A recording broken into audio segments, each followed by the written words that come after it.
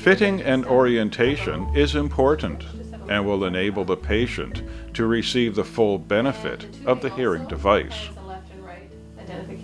Here are the hearing aids, and they're identical to one another, the left and the right. There's nothing on the outside of these instruments to indicate the difference between the two. That's hidden inside the battery compartment, so there's a little red tag to indicate that this one is for the right ear. Red is always right in audiology. And a little blue tag inside the left one to indicate. And the same with the tubings. They also have an identification right at the bottom here. So I'm just going to put the tubings on. The sound is produced and outputted out this little spigot here, which has like a little threaded end on it. And then this just screws on. This bit of tubing routes the sound into the ear canal. And I'm just going to put a little dome on there to act as a little baffle to hold the sound in the ear. So when this piece is inside your ear, it's not that far down the ear canal. It's only about halfway down. Okay, so it sits kind of like that on the cartilage part of the ear. And then this sits in the bowl of the ear. So I'll just show you with the other model. So when you're putting this on your ear, you put the hearing aid on first, hang it on the ear like so, and then the tubing naturally comes down in front of the tragus, this little flap that protects the opening of the ear canal. So you're just going to take your tubing and tuck it behind the tragus and push it into the ear canal as far as it will go. And then you'll have this little retention lock hanging out of your ear, and you can just use your thumb to tuck that into the back. And so that secures it in place so that it doesn't fall off. I'm just going to see how this feels on your ear. So we're just going to play. You bring the hearing aid up and you place it on the very top of your ear. And when you do that, the tubing naturally comes down in front.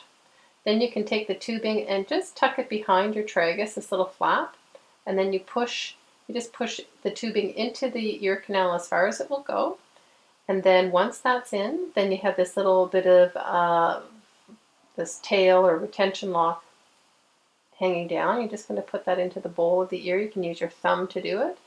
And then you can kind of give another little push to push the tubing into place. And then sort of give a check to make sure that it's actually in there. And then you take it out, you just pull on the tubing. So why don't you try? Okay.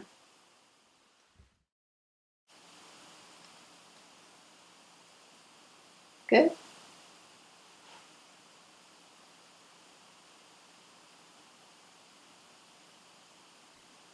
And then that retention piece, yeah. And just another little check. Just going to turn the hearing aids on now. So you can probably hear a difference in the sound of my voice. Is there anything unpleasant about the sound of my voice when I count to 10? 1, 2, 3, 4, 5, 6, 7, 8, 9, 10. No. No? And how about your own voice when you count to 10? 1, 2, 3, 4, 5, 6, 7, 8, 9, 10. No, it sounds pretty good. Sounds pretty good? Okay. So I'm just going to do a little what we call in situ audiogram. So we're going to take another little hearing test with the hearing aids in place. So the hearing aids will make a tone, and you just tell me anytime you hear that tone. Okay? So just close your eyes, and we're starting in the right ear. With the help of the hearing aid software, Dr. MacLean sets a baseline of the client's hearing.